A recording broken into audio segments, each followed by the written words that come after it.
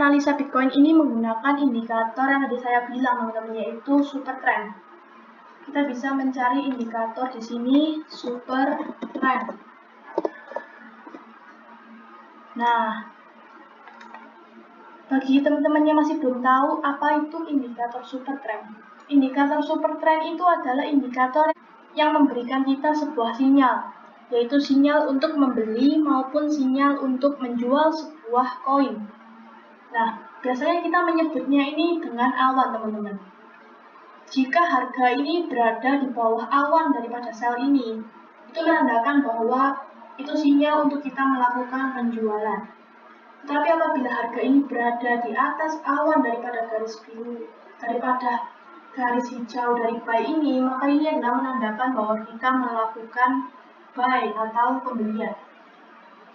Nah, jadi kita bisa, jika munculnya indikator ini, kita bisa bersiap-siap untuk melakukan pembelian maupun penjualan.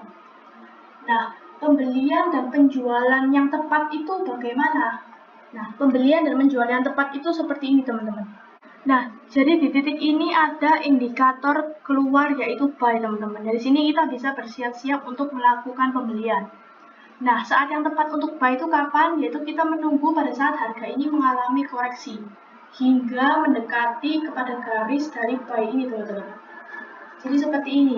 Pada saat harga ini mengalami kenaikan, kemudian muncul indikator buy.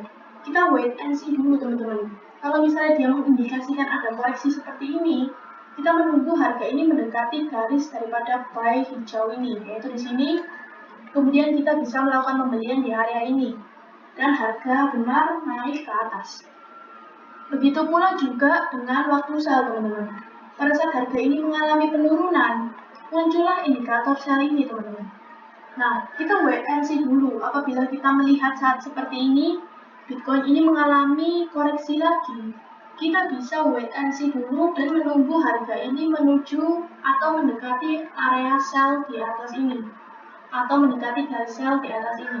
Jadi pada saat di sini kita bisa melakukan penjualan, teman-teman. Jadi pada saat di sini kita melakukan penjualan dan akhirnya benar harga ini mengalami penurunan. Nah, pada saat kita bisa melakukan penjualan di sini, teman-teman, sebenarnya kita ini juga bisa melakukan atau menggunakan super trend ini di dalam spot maupun futures market. Jadi seandainya kita menggunakan ini di futures market, jika munculnya indikasi sell, kita bisa melakukan open short di area ini, teman-teman. Begitu juga dengan sebaliknya, jika kita ingin melakukan open long di futures market, kita juga bisa menggunakan indikator dari buy ini. Pada saat harga mengalami koreksi mendekati garis daripada buy atau sell, kita bisa melakukan open long ataupun short di futures market. Jadi untuk spot, untuk futures, tetap bisa teman-teman menggunakan indikator super trend ini. Tapi trik ini kita menunggu harga mendekati awan dari sinyal buy atau sell ini tidak selalu terjadi, teman-teman. Jadi seperti ini terjadi, kemudian ini terjadi. Nah, kemudian di sini ini kan enggak terjadi, teman-teman. Di sini keluar sinyal buy, tapi dia terus melanjutkan kenaikan ke atas.